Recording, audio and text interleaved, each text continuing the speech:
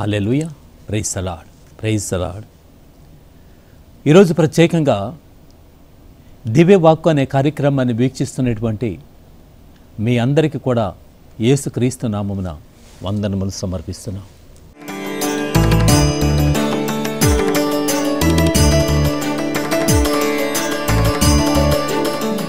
ప్రతిదినం ప్రతి సమయంలో కూడా మనం దేవుణ్ణి స్తుతిస్తూ ఉంటాం. దేవుడు మనకు చేసినటువంటి కార్యమును బట్టి దేవుని స్తుతిస్తూ ఉంటాం. ఎక్కడ ఉన్నా, ఏమి చేస్తూ ఉన్నా, ఏ ప్రదేశంలో ఉన్నా, ఎలాంటి స్థితిలో ఉన్నా దేవుడు నీకు నాకు చేసినటువంటి కార్యములకు కాను నిత్యము దేవునికి వందనములు సమర్పిస్తూ ఉంటాం. మరి ఈ సమయంలో ఈ దివ్యవాక్కు అనే కార్యక్రమం ద్వారా ఈ వాక్యాన్ని ఆలకించబోతున్న సమయంలో ఒక క్షణం ప్రభు సన్నిధిలో ప్రార్థన చేసుకుందాం. పరిశుద్ధుడైన మా తండ్రి, ఈ వాక్యాన్ని ఆలకించబోతున్న సమయంలో ప్రభువా, మేము ఏ విధంగా దేవునికి స్తోత్రము చెల్లిస్తూ ఉన్నాము, ఏ విధంగా దేవుని స్తుతిస్తున్నాము, దేవుడు చేసిన కార్యములు కాను దేవుని స్తుతిస్తున్నామా లేదా స్తుతించలేకపోతున్నామా? ఈ సమయంలో నిత్యము దేవుని స్తుతించడానికి కావలసినటువంటి కృపను దయచేయమని, ఈ వాక్యములని మర్మములను రహస్యములను తెలుసుకోవడానికి కావలసిన జ్ఞానమును ప్రసాదించమని అమ్మ తల్లి మరియమాత ఈ సమయంలో ఈ వాక్యాన్ని ఆలకిస్తున్నటువంటి ప్రతి ఒక్కరి నిమిత్తం నీ కుమారుని సన్నిధిలో ప్రార్థించమని యేసుక్రీస్తు నామమున అడిగి వేడుకుంటున్నాం తండ్రి, ఆమెన్. హల్లెలూయా, హల్లెలూయా. ప్రతి సమయంలో కూడా దేవుడు నీకు నాకు చేసినటువంటి మేలులకు కాను ఆయనను నిత్యము మనము స్తుతించాలి. ఈ లోకంలో ఎవరైనా మనకి చిన్న సహాయం గనక చేసి ఉన్నట్లయితే అతని దగ్గరికి పోయి నీవు నాకు సహాయం చేశావు, నీకు స్తోత్రాలు వందనాలు అని చెప్పి నిత్యము చెప్తూ ఉంటాం. అతడు చేసినటువంటి చిన్నపాటి సహాయానికే థ్యాంక్స్ అని చెప్తాం, వందనాలని చెప్తాం, నిత్యము ఆయన కనిపెట్టుకొని ఉంటాం. మరి నీకు నాకు ఆ దేవాది దేవుడు చేసినటువంటి మేలులకు కాను, దేవాది దేవుడు చేసినటువంటి కార్యములకు కాను మరి ఏ విధంగా మనం ఆయన్ని స్తుతించాలి, ఏ విధంగా ఆయన్ని గణపరచాలి, ఏ విధంగా ఆయన్ని మహిమపరచాలి? కొంతమంది అనుకుంటారు నాకు దేవుడు ఏమి చేయలేదు, నేనే చేసుకున్నాను అనుకుంటారు. మరి కొంతమంది అంటారు చిన్నపాటి సహాయమైనా ఇది నాకు దేవుడు చేశాడు కాబట్టి దేవునికి వందనాలు అంటారు. మరి నువ్వేమంటావు? దేవుడు చేసిన కార్యాన్ని గుర్తించగలుగుతున్నావా? లేదా నీ స్వశక్తి మీద చేశావని, నీ ఇష్టానుసారము చేశావని గొప్పలబోతున్నావా? మరి క్రైస్తవ బిడ్డగా దేవుడు చేసిన మేలులకు కాను నిత్యము ఆయనకు మనం వందనాలు సమర్పించాలి. అన్ని సమయాల్లో దేవుని స్తుతించాలి. మేలు జరిగినా జరగకపోయినా దేవుని స్తుతించాలి. అనుకున్నది నెరవేరినా నెరవేరకపోయినా దేవుని స్తుతించాలి. నీ శ్వాసే యేసుగా మారాలి, నీ ఊపిరే యేసుగా మారాలి. నువ్వు గాలి పీల్చినా గాలి వదిలినా యేసు అనే నామం, యేసు అనే శబ్దం నీలో వస్తూ ఉండాలి. మరి ప్రతి సమయంలో కూడా యేసువా యేసువా యేసువా అనే నామాన్ని నీవు నేను ఉచ్చరిస్తూ ఉండాలి. ఏ సమయంలో దేవుని స్తుతించాలి అంటే కష్టములో ఉన్నా, బాధల్లో ఉన్నా, వేదనలో ఉన్నా, కన్నీరు కారుస్తున్నా, సంతోషంగా ఉన్నా, ఆనందంగా ఉన్నా, ఎలాంటి సమయమైనా సరే ఆ దేవుని స్తుతించాలి. దేవుడు మేలు చేసినా చేయకపోయినా దేవుని స్తుతించాలి. అనుకున్నది నెరవేరినా నెరవేరకపోయినా దేవుని స్తుతించాలి. నువ్వు మాత్రమే కాదు, యెషయా గ్రంథం 6వ అధ్యాయము 3వ వచనంలో చూసినట్లయితే దేవదూతలు సైతము దేవుని స్తుతిస్తున్నాయి. సర్వశక్తిమంతుడు అయిన దేవుడు పవిత్రుడు పవిత్రుడు పవిత్రుడని దేవదూతలు వెలుగెత్తి చాడుతూ ఉన్నాయి, వెలుగెత్తి స్తుతిస్తూ ఉన్నాయి. ఎంతగా స్తుతిస్తూ ఉన్నాయంటే ఆ దేవాలయం యొక్క పునాదులు కంపించిపోతాయేమో అని అంత శబ్దంతో దేవుని స్తుతిస్తూ ఉన్నాయి. మరి నీవు దేవుని స్తుతిస్తూ ఉన్నావా? నేను దేవుని స్తుతిస్తూ ఉన్నానా? ఒక్కసారి మనల్ని మనం ఆత్మ పరిశీలన చేసుకోవాలి. మొదటిగా చూసినట్లయితే కష్టముల్లో ఉన్నప్పుడు దేవుని స్తుతించాలి. కష్టములో ఉన్నప్పుడు ఏడుస్తూ కూర్చోటం కాదు కావాల్సిందే, దేవుని సన్నిధికి వెళ్ళి దేవుని స్తుతించాలి. దేవా నీవు ఇచ్చినటువంటి కష్టమును బట్టి నీకు వందనములు, ఇదిగో నాకు వచ్చినటువంటి అవరోధమును బట్టి వందనములు, నాకు వచ్చినటువంటి బాధను బట్టి వందనములు. అపోస్తల కార్యములు 16వ అధ్యాయము 25వ వచనంలో చూస్తూ ఉన్నాం. పౌలు సిలాసును తీసుకువెళ్ళి చెరసాలలో ఉంచారు. చెరసాలలో ఉంచినటువంటి పౌలు సిలాసులు ఏడవటం లేదు, బాధపడటం లేదు. అర్ధరాత్రి సమయంలో అందరు నిద్రిస్తున్న సమయంలో వారు లేచి దేవుని స్తుతిస్తూ ఉన్నారు. అర్ధరాత్రి సమయంలో దేవుని స్తుతిస్తూ ఉంటే అక్కడ పెద్ద భూకంపం వస్తుంది. చెరసాల యొక్క తలుపులు తెరవబడుతున్నాయి.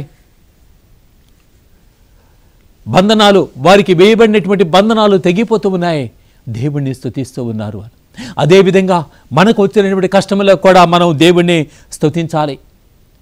మరి కష్టం వచ్చిందే, చెరసాల్లో వేశారని చెప్పి వారు ఏమాత్రము కూడా బాధకు కానీ వెదకు కానీ గురి కాకుండా అందరు నిద్రిస్తున్న సమయంలో ఆ దేవుణ్ణి కొనియాడుతూ దేవుని స్తుతిస్తూ ఉన్నారు. అదేవిధంగా నీ కష్టములో కూడా నువ్వు దేవుని స్తుతించాలి. మన వాక్యంలో చూసినట్లయితే దానియేలు గ్రంథం 3వ అధ్యాయము షడ్రక్, మేషకు, అబేద్నెగోలు దేవుణ్ణి స్తుతిస్తూ ఉన్నారు. ఏ విధంగా స్తుతిస్తూ ఉన్నారంటే వారిని తీసుకువెళ్ళి అగ్నిగుండంలో పడవేస్తూ ఉన్నారు.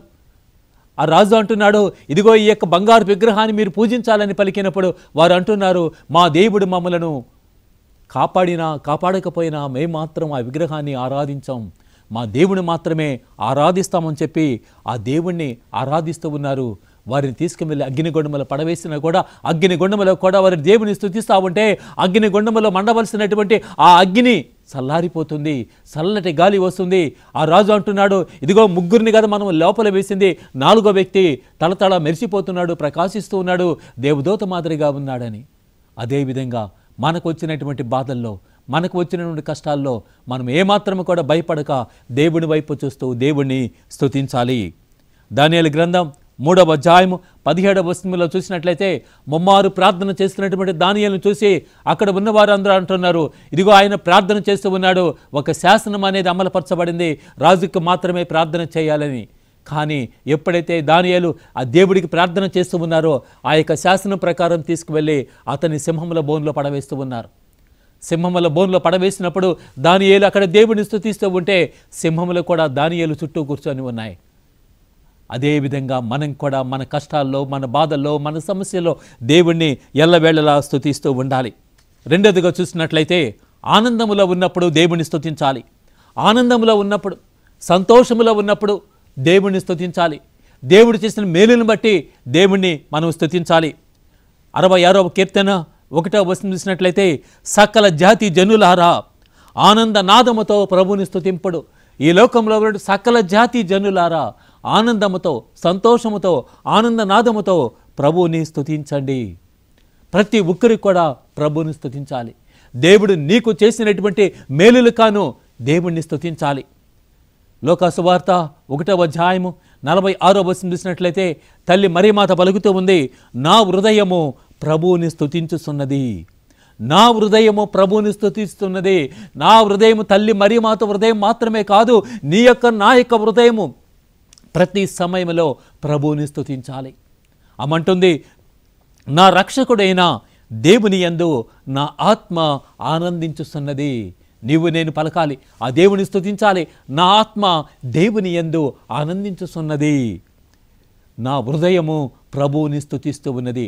ఎప్పుడైతే మనం ఈ మాటలను పలకగలమో, ఎప్పుడైతే దేవుని స్తుతించగలమో, ఎప్పుడైతే దేవుని మహిమపరచగలమో, ఎప్పుడైతే దేవుని గణపరచగలమో అప్పుడు మనం దేవుని యొక్క దీవెనలను పొందుకుంటాం.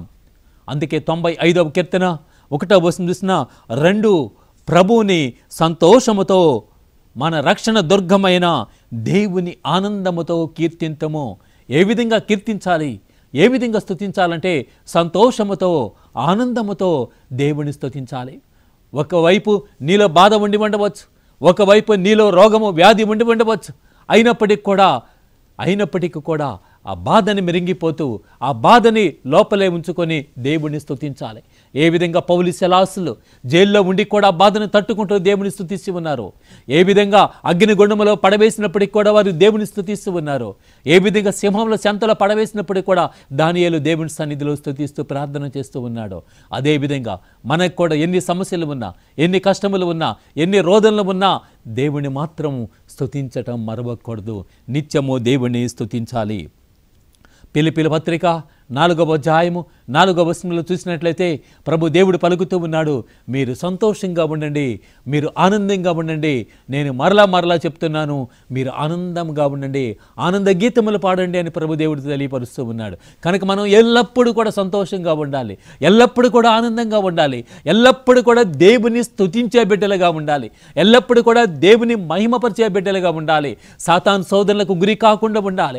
ఆటంకాలు వచ్చినా కూడా ఆటంకం వైపు చూడగా దేవుని వైపు చూస్తూ దేవుణ్ణి స్తుతించాలి, దేవుణ్ణి ఆరాధించాలి, దేవుణ్ణి మహిమపరచాలి. ఆ విధంగా మనం చేసినప్పుడు దేవుడు మన కార్యాలను చేయడానికి సిద్ధముగా ఉండి ఉన్నాడు. ఎప్పుడైతే నువ్వు కన్నీరు కారుస్తున్నా, బాధలో ఉన్నా, వేదనలో ఉన్నా, వాటన్నిటిని మర్చిపోయి నువ్వు దేవుని స్తుతిస్తూ ఉన్నావో, దేవుని సన్నిధిలో ఉంటున్నావో, ఆ దేవుని యొక్క నామాన్ని ఉచ్చరిస్తున్నావో, నీ కార్యములన్నీ కూడా దేవుడు చేయటానికి సిద్ధముగా ఉంటాడు. కనుక నిత్యము దేవుణ్ణి స్తుతించే బిడ్డలుగా మనం ఉండి ఉండాలి. మూడవదిగా చూసినట్లయితే కృతజ్ఞతగా దేవుని స్తుతించు. దేవుడు చేసినటువంటి మేలును బట్టి, దేవుడు నీకు ఇచ్చినటువంటి జీవితాన్ని బట్టి, దేవుడు నీకు ఇచ్చినటువంటి సంపదలను బట్టి దేవుణ్ణి స్తుతించాలి కృతజ్ఞతాపూర్వకముగా. 100వ కీర్తన 4వ వచనం చూసినట్లయితే కృతజ్ఞతాస్తుతులతో ఆయన మందిరములోనికి ప్రవేశింపడు. ఆయన యొక్క మందిరములోనికి, ఆయన యొక్క దేవాలయంలోనికి ఏ విధంగా వెళ్ళాలి అంటే కృతజ్ఞతా స్తోత్రములతో. దేవుడు నీకు ఇచ్చినటువంటి సంపదలను బట్టి, దేవుడు నీకు ఇచ్చినటువంటి జీవితమును బట్టి, దేవుడు ఈ దినం నీకు ఇచ్చినటువంటి నూతన దినాన్ని బట్టి దేవునికి వందనాలు సమర్పించుకుంటూ కృతజ్ఞతాస్తుతులతో ఆ దేవాలయంలోనికి వెళ్ళాలి. స్తుతి గీతములతో దేవాలయం ఆవరణములో ప్రవేశింపుడు. స్తుతి గీతములతో, పాటలతో, స్తోత్రములతో దేవుని స్తుతించండి, దేవుని ఆరాధించండి. దేవుడు నీ యందు చేసిన కార్యములకు కాను, దేవుడు నీకు ఇచ్చినటువంటి నూతనమైనటువంటి స్థితి కాను, నూతన దినము నిమిత్తము ఆయన్ని కొని ఆడుతూ ఆ దేవాలయంలోనికి వెళ్ళండి, అతనికి వందనములు అర్పించండి, అతని నామాన్ని కీర్తించండి అని వాక్యం పలుకుతుంది. దేవుడు నీ ఎడల ఎన్ని కార్యములు చేసి ఉన్నాడో, దేవుడు నీ ఎడల ఎన్ని గొప్ప గొప్ప కార్యములు చేసి ఉన్నాడో ఒక్కొక్క మారు నువ్వు తెలుసుకోలేకపోవచ్చు. కానీ దేవునికి తెలుసు నీ ఎడల ఎలాంటి కార్యములు చేస్తూ ఉన్నాడో. కనుక నీవు ఆ దేవుని స్తుతించాలి. నీకు ఇచ్చినటువంటి ఆరోగ్యమును బట్టి, నీకు ఇచ్చినటువంటి శారీరకమైనటువంటి ఈ యొక్క అవయవములను బట్టి, నీకు ఇచ్చినటువంటి కుటుంబమును బట్టి, భార్య బిడ్డలను బట్టి నీవు దేవుణ్ణి స్తుతించాలి. నీకు ఇచ్చినటువంటి సంపదను బట్టి, ఉద్యోగమును బట్టి, పనిని బట్టి దేవుణ్ణి స్తుతించాలి. మరొక వైపు నీకు ఇచ్చినటువంటి కష్టములను బట్టి దేవుణ్ణి స్తుతించాలి. నీకు కలిగినటువంటి వేదనను బట్టి దేవుణ్ణి స్తుతించాలి. కష్టములు వచ్చినాయి కదా అని చెప్పి, వేదనలు వచ్చినాయి కదా అని చెప్పి దేవుణ్ణి స్తుతించక ఉండకూడదు. ఎల్లవేళలా దేవుణ్ణి స్తుతించండి. 103వ కీర్తన 1వ వచనం చూసినట్లయితే నా ఆత్మ దేవుడు చేసిన కార్యములను మరువక ఎల్లవేళలా దేవుని స్తుతించము. దేవుడు నా పట్ల చేసినటువంటి కార్యములను మరవద్దు. ఓ ఆత్మమా, నువ్వు మరవద్దు. దేవుడు చేసిన కార్యములను గుర్తెరిగి ఎల్లవేళలా దేవుడిని స్తుతించని వాక్యం పలుకుతూ ఉంది. నా ఎడల దేవుడు ఎలాంటి కార్యములు చేసి ఉన్నాడు, ఈనాడు ఈ విధంగా నిలబడి దేవునికి వాక్యాన్ని ప్రకటిస్తూ ఉన్నానంటే అది దేవుడు చేసినటువంటి మహిమే, దేవుడు చేసినటువంటి కార్యమే. ఎక్కడో ఉన్నటువంటి వ్యక్తులను తీసుకొని వచ్చి దేవుడు తన సన్నిధిలో నిలబెట్టి ఈనాడు ఇదిగో ఈ వాక్యమును ప్రకటించడానికి దేవుడు కృప ఇచ్చాడంటే అది దేవుడు చేసిన కార్యం. అందుకనే దేవుని స్తుతించాలి. నీ ఎడల నా ఎడల చేసిన కార్యమునే కాను, ఆయనకు ప్రతి నిత్యం, ప్రతి సమయం, ప్రతి క్షణం కూడా మనం కృతజ్ఞత చెప్పవలసిన వారమై ఉన్నాము. అందుకే ఓ నా ఆత్మమా దేవుని మరవవద్దు, దేవుడు చేసిన కార్యములు మరవద్దు. ఎల్లవేళలా దేవుణ్ణి జ్ఞప్తిపరచుకోవాలి. దేవుడు చేసిన కార్యములు కాను దేవునికి నిత్యము వందనములు చెప్పవలసిన వారమై ఉన్నాము. ఈ యొక్క వాక్యాన్ని ఆలకిస్తున్నటువంటి దివ్య వాక్కులో ఒక క్షణం బ్రేక్ తీసుకుందాం.